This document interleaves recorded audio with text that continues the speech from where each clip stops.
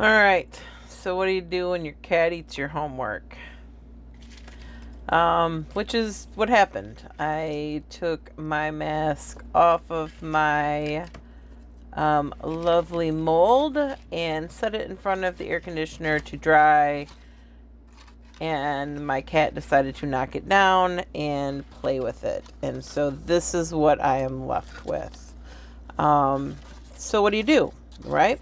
I have another mask that I actually made a long time ago that I thought about using for this demo, but I thought this is real life, right? Like these things happen. We're all working from home right now. So what do you do when this kind of thing happens? And what you do is you improvise and you do the best you can with what you have. So let's take a look at the pieces and see what we've got. And it looks like mostly what my cat went for was the central area, the nose and the chin.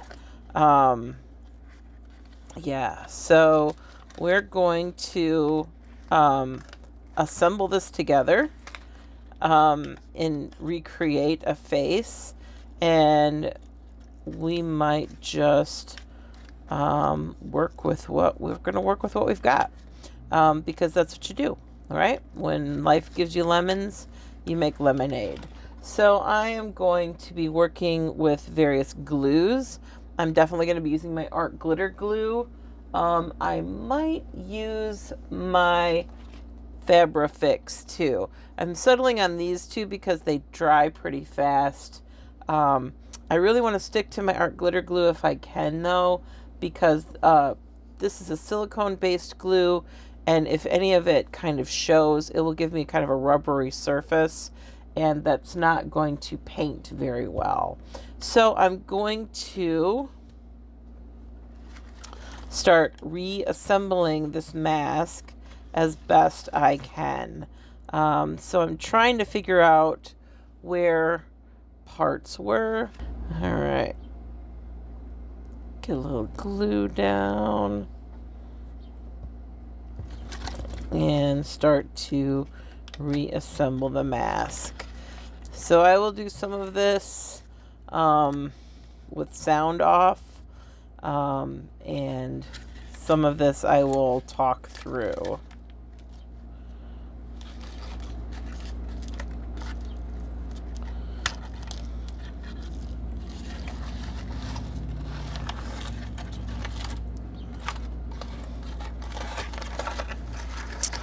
I need something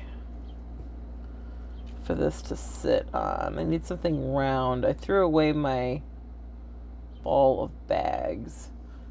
And while I reassemble this mask, let me find something to put under that. Even just this roll of tape. This roll of gaffer tape. See if that will hold it up at all. It'll do an alright job. Like, it's kind of damaged. Coming back together, aren't we all? Alright. I don't think my art glitter glue is going to do the job here, but let's give it a try.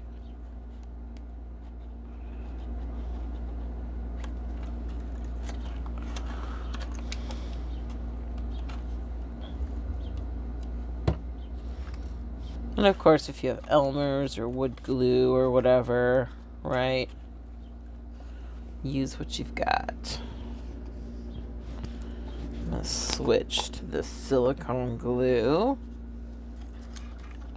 because it dries fast. Dries fast, it bonds well.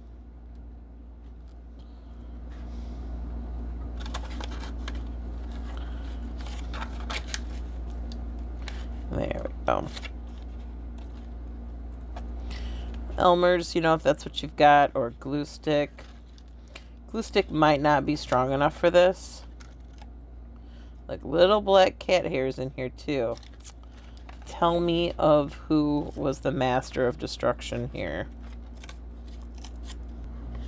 And it's like it's already destroyed, so I can't really hurt it, right? Like there's not much I can do to damage it further. So all I can do is fix it at this point. So let's see if there's some way we can mend this on the inside. Oh, I think I see the crack. Come on, you can do it.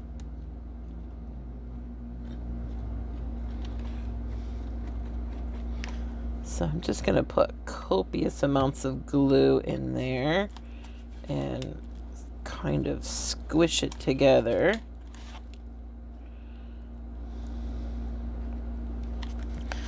And then I'm also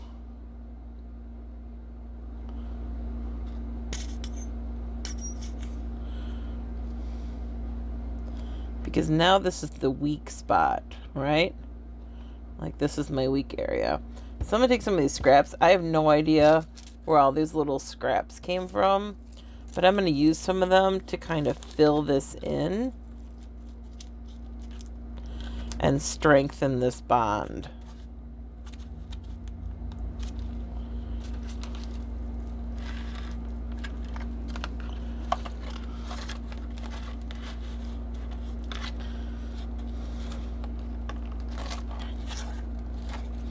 And I'm just kind of trying to hold it together. And you can see how it's kind of starting to come back together a little bit. All right, I also grabbed more dictionary pages. So that way I could mend it this way as well. Because just gluing the two halves together is only going to do so much. But I'm really going to need to patch it to get it to mend.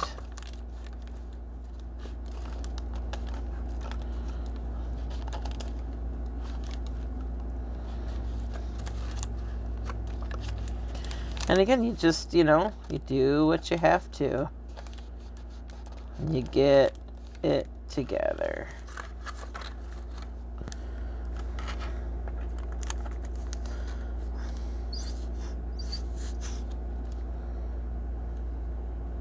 So you can add things on, you can take things away right after it's all, hopefully yours does not get destroyed by your beloved family pet that you are now questioning how beloved they are. It's not true. I love my little kitty. He's a brat, but he's not quite a year old yet, so he doesn't always know what he's not supposed to get into. Unlike my older pets. Alright, I need to let this sit and set up. So you get the idea though. I'm going to do a process of patching and gluing to get this back together. And I'm going to try various glues to see what I like. I don't generally like this PVA, but this might just be the stuff that I need.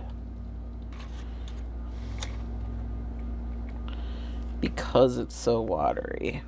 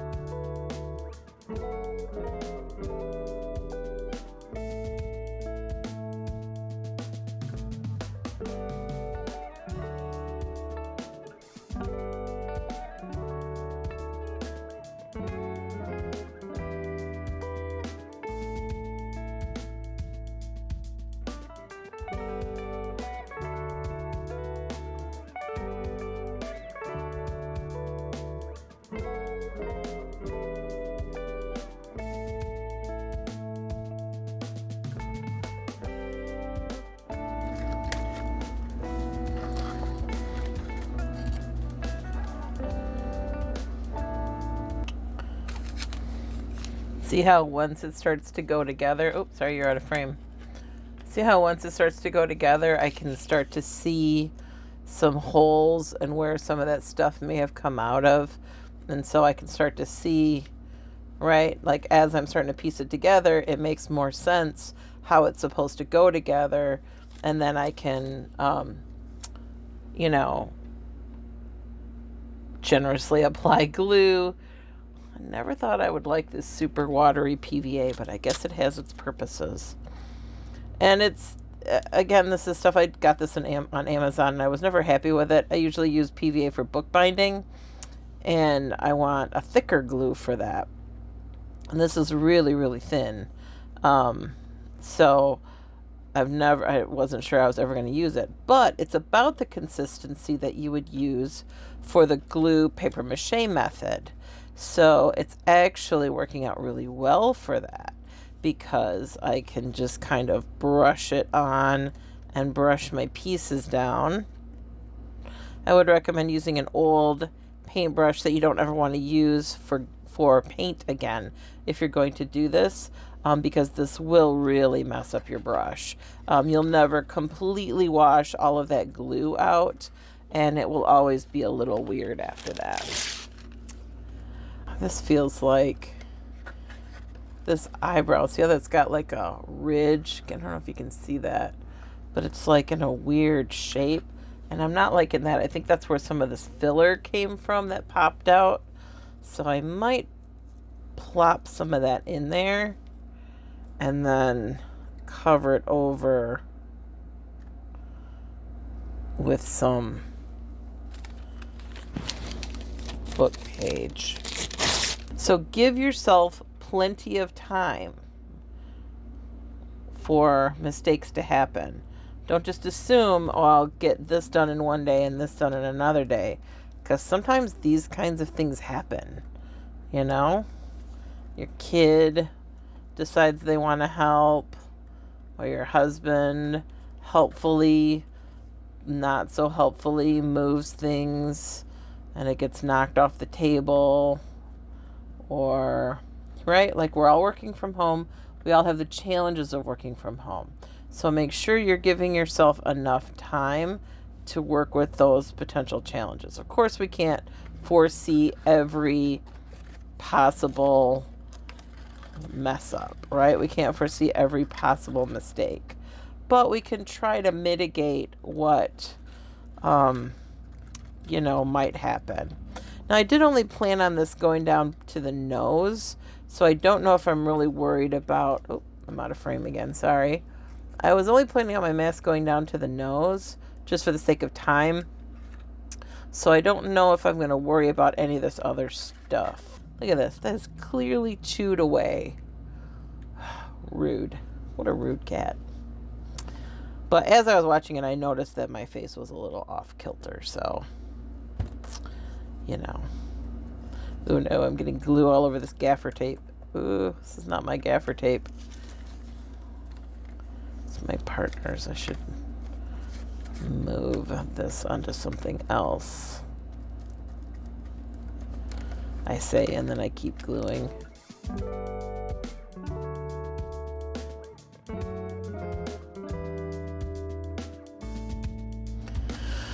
Alright. I don't really know what this looked like down here.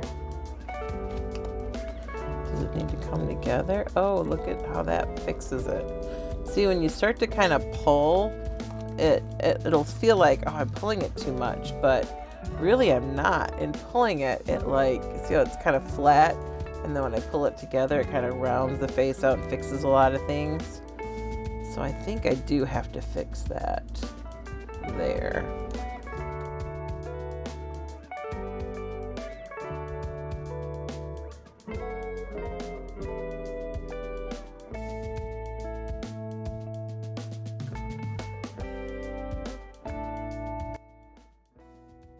But once I've got it more or less prepared, then I can kind of look. Like now I've got this weird wrinkle here that I don't like. So what do I want to do about that? Like I'm kind of in a way re-sculpting this.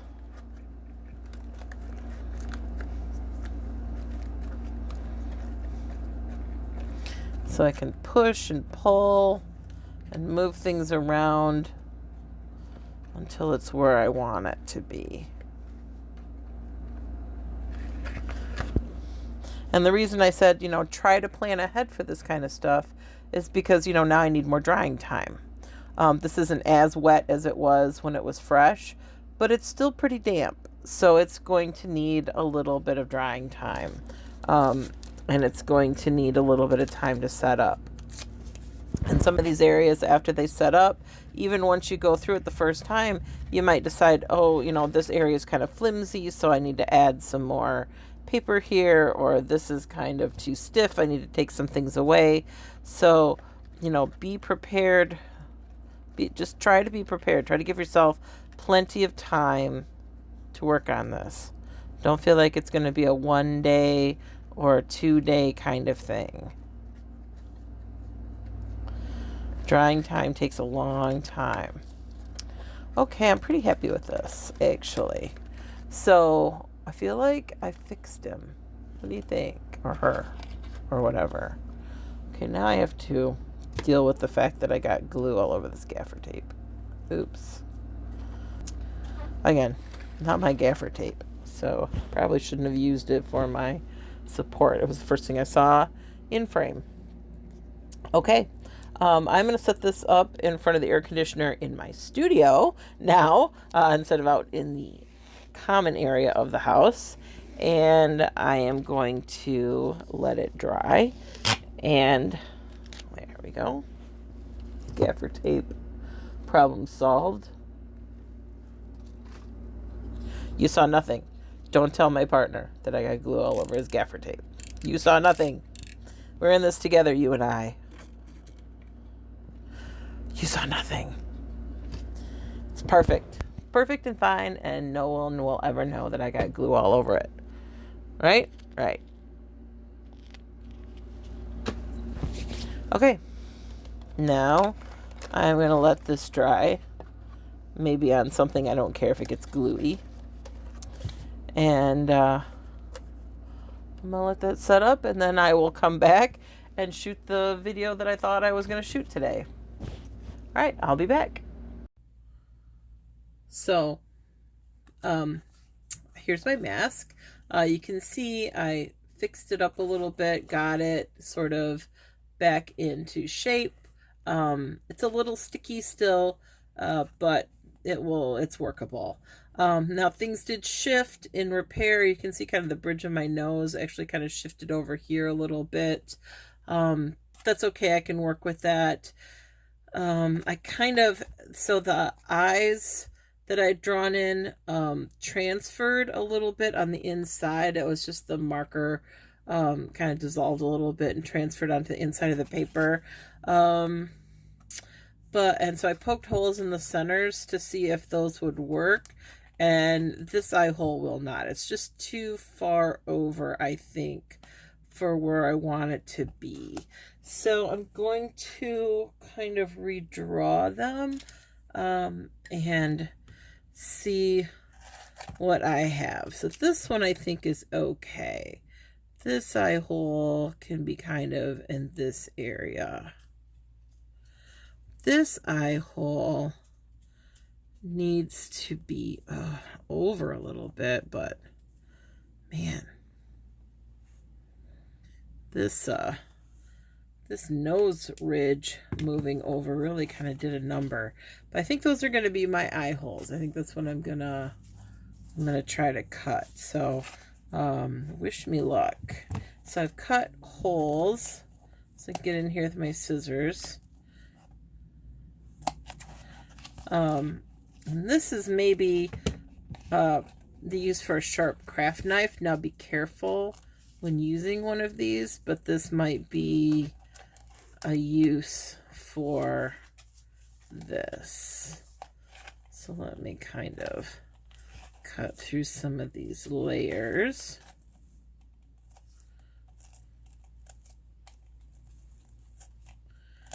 My dog has joined me in here.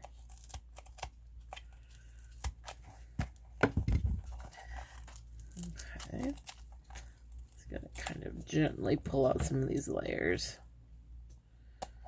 I have to see if my dog needs to go outside. So hold on, I'll be back. Okay, so yeah, doggo had to go out.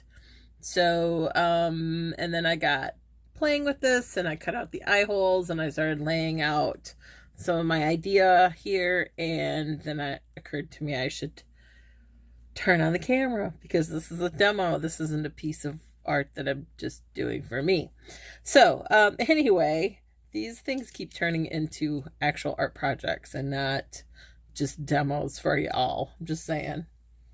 It's just kind of funny. My partner was just in here laughing at me because he's like, "Isn't this just a demo?" And I'm like, "Shush, I have a plan of how it's going to look."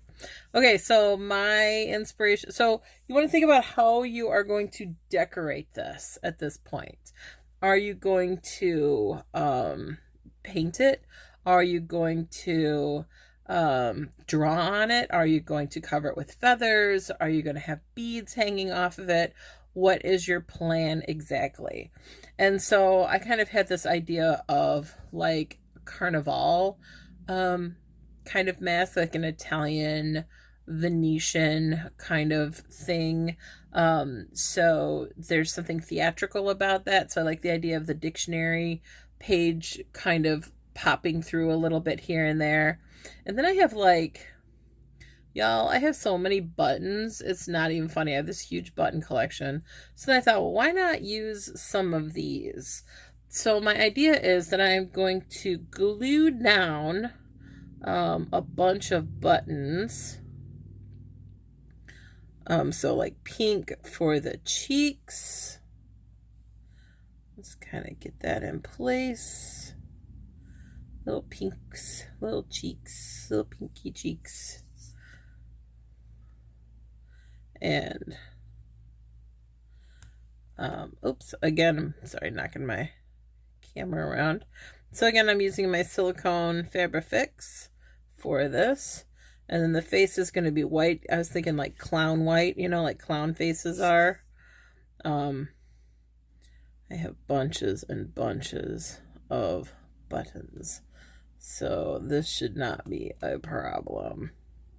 So anyway, I am going to glue down a bunch of buttons onto my mask. You don't forget to punch holes in the sides for a ribbon or an elastic or something if your mask is to be worn, right? So somewhere on the temples you'll want to punch holes. You can just use a hole punch. I cut out my eye holes just using scissors. You can use a craft knife if you've got a craft knife handy. Yeah, so I thought this would be kind of cool though, that it would look kind of like a mosaic. So, or have you seen that diamond painting? I think it might look like that. So I'm just going to do this for a little while. And then, oops, I will fade out and come back and more of this will be done. But I just wanted to give you a heads up on how my project was going and check in and see how your project is going. Hopefully it is going well. But have fun with this, right? Really think about how you can make it three-dimensional. So don't just think in terms of, oh, I just kind of went over it with some marker and then that's it. Like, can you have things dangling off of it? Some masks, you know, require sound, right? Some cultures incorporate sound into their masks. And so they'll have things kind of hanging off the bottom of the masks, jingling together, almost like a wind chime. You know, is that something that could be used in your ritual? What about, you know, feathers, right? What about eyelashes? Can we have eyelashes coming up some kind of way? You could use real fake eyelashes. You could make them out of paper or yarn or other kinds of things, or pipe cleaners. All right, so think creatively, right, about ways that you can create these things. And, you know, if you're in my art education class, you want to pose that to your students as well, right? Like little kids are super creative. And so give them lots of options if you do this project with them. Give them lots of options for decorating their masks and just watch them, go bananas, like construction paper and buttons and glue and all kinds of fun things, right? Can create some really, and you can get buttons anywhere. Like I find these in the thrift store, I find them at estate sales, I find them at rummage sales. I find button jars everywhere. Everybody's grandma had a button jar, and it seems like nobody wants them now. So I take them and I put them to use.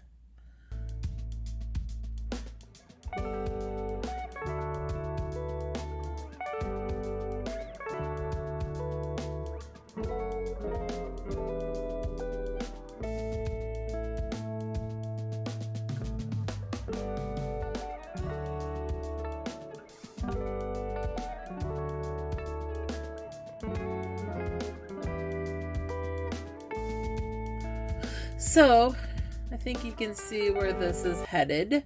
I am running out of glue, so I may have to stop here for right now. But I actually intend on finishing this. It's turning out kind of cool. And otherwise, then I just wasted a bunch of buttons if I don't finish it. So I will finish this. And hopefully I'll be able to put up a picture for you at some point. I gotta go dig up some more white buttons because I'm running low.